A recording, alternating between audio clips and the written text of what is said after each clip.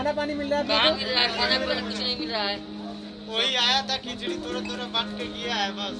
गौशाला में पानी पीने का इंतजाम किया है। गौशाला में पानी जैसा गाय पीता है। बस नहीं आपके पास? हाँ बस है, बस रहता तो कल 8 बजे हमारे जब से इधर ही हम पड़े हैं अभी तक। गाय मजदूर साथी सब एक ही में, ये सहजीवन हो गया यहाँ पे पूरा। ये किसी को छोड़ देते हैं, कोई चीज नहीं है यहाँ पे। गाय मरा पड़ा था, कोई नहीं उठाया, कोई देखने वाला नहीं था। वैसे उसी में हम लोग को रहने के लिए दिया गया था।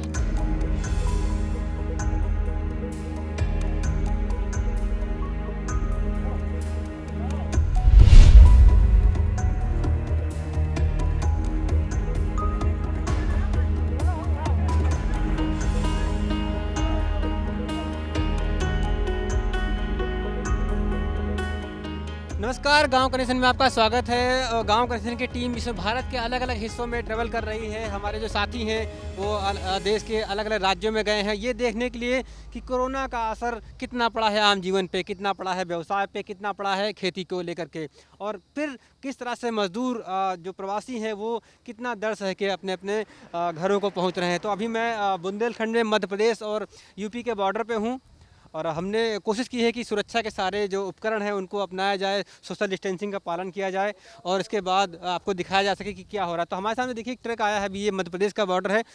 यस, हमारे जो साथी अगर दिखा पाएँ आपको, देखिए वो ऐसे मजदूर यहाँ बस से MP बॉर्डर तक आते हैं, वहाँ उतरते हैं। कहाँ से आए हैं आप लोग?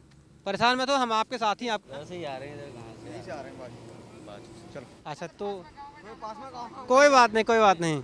ये NH 26 है, राष्ट्रीय राजमार्ग 26 है। तो इसके एक तरफ मध्य प्रदेश है और दूसरी तरफ वो वहाँ देखेंगे तो वो उत्तर प्रदेश है। वहाँ से उत्तर प्रदेश की सीमा शुरू होती है और आगे जो ज़िला है वो है ललितपुर। ललितपुर में एक सेंटर बनाया गया है जो अमझरा घाटी है। अमझरा घाटी में सेंटर बनाया गया जहाँ डेली पिछले जब से लॉकडाउन शुरू हुआ है वहाँ औसतन 5 से 6 हज़ार लोग रोज़ पहुँच रहे हैं। वो सामने अमझरा घाटी है, वहाँ पे उनको रोका जाता है, उनका नंबर नोट किया जाता है, कुछ की स्क्रीनिंग होती है, उन्हें खाने पीने का इंतजाम होता है और फिर बस से उनको भेजा जाता है। मजदूरों का कहना है कि उनको कई दिन इंतजार करना पड़ा, यही एक समस्या बनी हुई है। जो ललितपुर के हमारे साथी रिपोर्टर हैं अरविंद परमार, वो लगातार इस एरिया से लगातार रिपोर्ट कर रहे थे। उन्होंने कई सारे मजदूरों से बात भी की है। अरविंद, मुझे ये बताओ कि क्या है यहाँ, क्योंकि ये बॉर्डर इलाका है, यहाँ पे हालात कैसे हैं और कितना मजदूर रोज़ निकलता होगा? यहाँ जब से लॉकडाउन शुरू हुआ है 2-4 दिन केवल ये स्थिति रही कि जब मजदूर नहीं आए, इसके बाद मजदूरों को आना शुरू हुआ। तो शुरुआत में तो मजदूर कम आ रहे थे, जैसे जैसे भ्रम की स्थिति बढ़ी लोगों के बीच में कि लॉकडाउन खुलना है कि नहीं खुलना है, इसके बाद जो मजदूरों की संख्या बढ़ी है, आज ये स्थिति है कि लगभग 4 से 5 हज़ार लोग पर डे आ रहे हैं यहाँ पे। तो लोग चाहते हैं कि किसी तरीके से इन प्रकार घर पहुंच जाएं। अब वो पत्रकारों से बात नहीं कर, उनका भरोसा जो मीडिया से भी उठ रहा है कि उनको लगता है कि ऐसा ना हो वो बात करें हमसे और फिर इनको क्वारंटीन कर दिया जाए या किसी सेंटर ले जाकर उनको बैठा दिया जाए।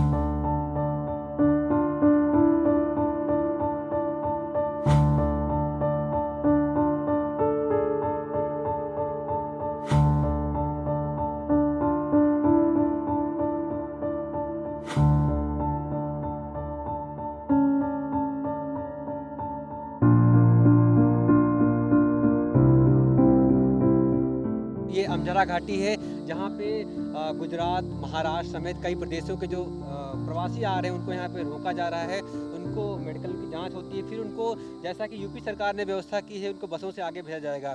पिछला 1.5-2 महीना हो चुका है ऐसे चल रहा है। अभी मेरी यहाँ के जो SSP साहब उनसे बात हुई थी, उन्होंने बताया कि कितना मुश्किल है इन चीज़ों को संभाल पाना, लेकिन वो लोग अपने उस पर लगे हुए हैं। और जिस हिसाब से क्या हुआ, जो हादसे हुए, जैसे कि यूपी का जो औरैया हादसा हुआ, उसके बाद मजदूरों को लेने का जो प्रदेश में नियम है वो लगातार बदलते रहे। वो बदलते नियमों ने काफ़ी व्यवस्थाएं फैलाई हैं, जिससे जिला जो प्रशासन है उसको समस्याएं हुई कि कैसे उनको लेना है। कभी उनको लगता है उनको छोड़ दिया जाए, कभी लगता है चलो सिर्फ पहली बार टेस्ट किया जाए, उनके बाद उनको आगे बढ़ने दिया, फिर वो नहीं हमको बस से ले जाएंगे, फिर होता है ट्रेन जाने दिया जाए। इस तरह से जो कानून बनते हैं दिल्ली में या जो बनते हैं लखनऊ में, उनको यहाँ पे जैसे जिलों में जब पहुँचते हैं उसके बाद जो घटनाक्रम बदलते हैं उससे यहाँ पे थोड़ी सी अव्यवस्थाएं जरूर फैली। हालांकि बसें हैं और जो पुलिस प्रशासन है वो अपनी तरफ पूरा प्रयास करें, लेकिन मजदूरों की संख्या इतनी ज़्यादा है कि उनको कंट्रोल कर पाना, उनको सही जगह पहुँचा पाना, उनको सही तरह से पहुँचाना बहुत मुश्किल हो रहा है। मैं आपको और दिखाता हूँ, ये एक गौशाला है अमझरा की जहाँ पे अस्थायी तौर पर वो बनाया गया है मजदूरों के लिए कि यहाँ पे रुकें, इनकी स्क्रीनिंग हो। और हमारे पीछे आप देख पाएँ वहाँ पे ना लगातार अनाउंसमेंट हो रहा है कि ये ज़िले की बस कब आएगी, इस ज़िले की बस कब आएगी। 5000 के आसपास लोग यहाँ करीब पहुँचते हैं, जो गुजरात, मध्य प्रदेश, महाराष्ट्र और कौन कौन से राज्यों से अरविंद आते होंगे यहाँ पे लोग? यहाँ पर गुजरात, महाराष्ट्र प्लस मध्य प्रदेश, ये तीनों राज्य तो हैं जो इस बॉर्डर से आते हैं। बाकी जो अपना झांसी वाला बॉर्डर है जो दतिया और झांसी के बीच में पड़ता है, उधर तो आपके पंजाब हुआ, दिल्ली हुआ, हरियाणा हुआ, तो उस ओर से मजदूर आते हैं। तो यहाँ से चारों तरफ से इस एरिया के चारों तरफ से मजदूर आ रहे हैं, लगातार बड़ी संख्या में मजदूर आ रहे हैं।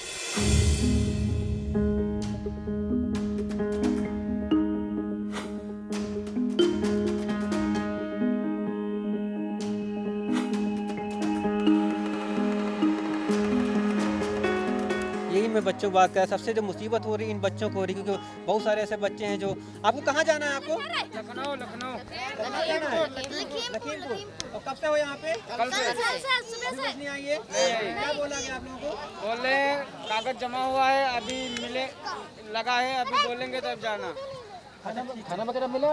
कागज कल हमने लगा दिया। खाना मिल रहा है आप लोग? खाना मिल रहा है? खाना मिल रहा है। ये देख सकते हैं हम जानवर हैं, वहीं पे आदमी है। ये जीवन का एक अलग ही रूप है, क्योंकि भीड़ हो गई है, इन लोगों ने व्यवस्था की, लेकिन कैसे लोग दिखे, देखिए।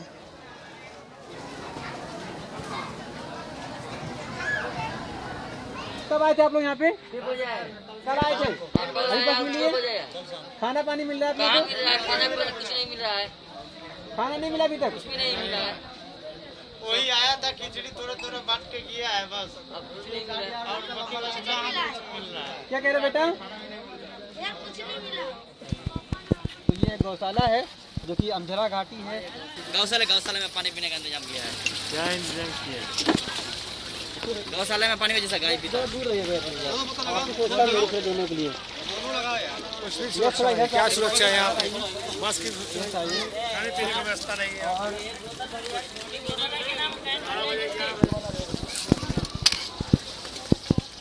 ये कल से इधर गाय मरा पड़ा था, कोई नहीं उठाया, कोई देखने वाला नहीं था। आज उठाया, आज इधर एक पड़ा है, वैसे उसी में हम लोग को रहने के लिए दिया गया था। और हम लोग को जो परेशानी है, एमपी से तो ठीक है, महाराष्ट्र सरकार इतना व्यवस्था किया, हम लोग की सुविधा किया, आने आने की बहुत जबरदस्त सुविधा किया, और यहाँ आके हम लोग फंस गए। तो फिर आप महाराज से आए क्यों? आप कुछ दिन और रुकते वहाँ पे? मतलब सवाल से मन में आ गया। खाएंगे क्या? खाने के लिए कुछ नहीं है। यस, हमारे साथी जो पीछे जो है अब वो आपको दिखा रहे हैं मजदूरों के लिए इंतजाम है। ठीक है, गाय मजदूर साथी सब एक ही में है। ये सहजीवन हो गया यहाँ पे पूरा। ये किसी को 2 दिन से है, कोई 3 दिन से यहाँ पे इंतजार कर रहा है।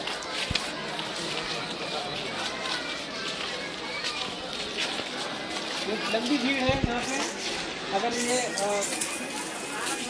कई सारे लोगों की तबीयत खराब हो रही है, तो कई सारे लोग यहीं भैया थोड़ा दूर दूर रहिए, कई सारे लोग चक्कर में बीमार हो गए हैं, क्योंकि ये जो धूप है, इस धूप में ऐसा हो रहा है कि हम जब फ़ोन को अपने लाइव करते हैं, रिकॉर्डिंग करते हैं, तो कुछ देर बाद फ़ोन जो है ऑफ हो जाता है, क्योंकि वो हीट को बर्दाश्त नहीं कर पा रहा है। ऐसे में लेकिन ये लोग यहाँ पे टिके हुए हैं, क्योंकि उनको किसी तरह घर जाना है। इनका सब कहना बस अब मुझे किसी तरह घर पहुँचा दो। कहाँ से आए भैया आप लोग? भैया आप लोग कहाँ जाए हैं? तो यहीं पे कहीं नहीं जा रहा है, गाड़ी से नहीं है। कहाँ रहने वाले कहाँ के हैं? कुशीनगर, उत्तर प्रदेश। बस नहीं है आपके पास?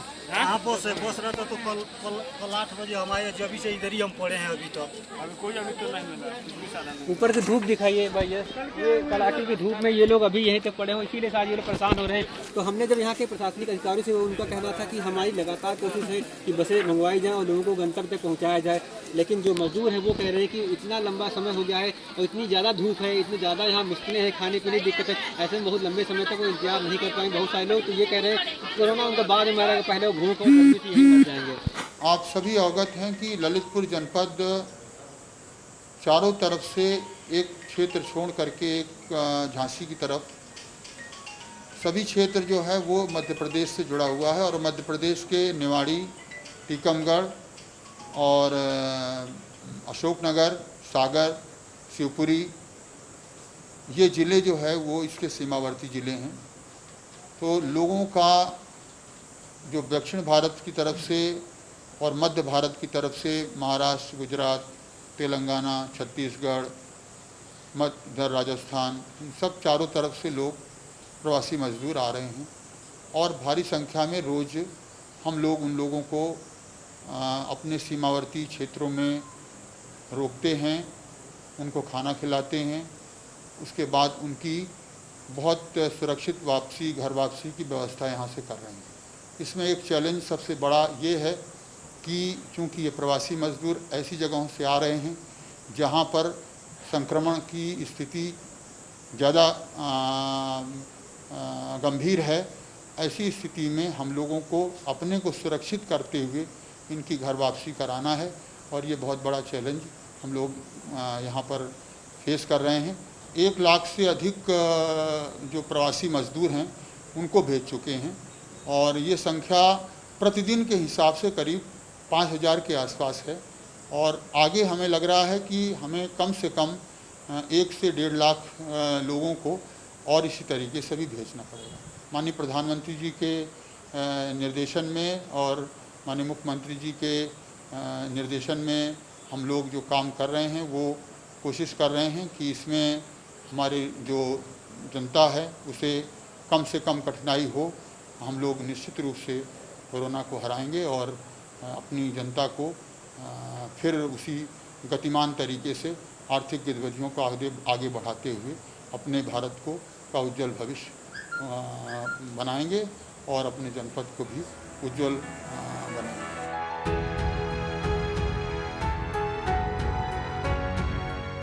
तो बहुत बहुत शुक्रिया साथियों, आप गांव कनेक्शन के साथ बने रहिए और हमारी कोशिश है कि भारत का जो दिल है, जो एक्चुअल भारत है, जो ग्रामीण भारत है, वहाँ से निकाल के कुछ खबरें, कुछ तस्वीरें आपको दिखाई जाएं ताकि आप समझ सकें कि इस लॉकडाउन में जो मानवीय जो त्रासदी है, जो महामारी है, इसमें भारत का जो गांव है, जो लोग हैं, वो क्या झेल रहे हैं, वो कैसा महसूस कर रहे हैं। बहुत शुक्रिया आपका।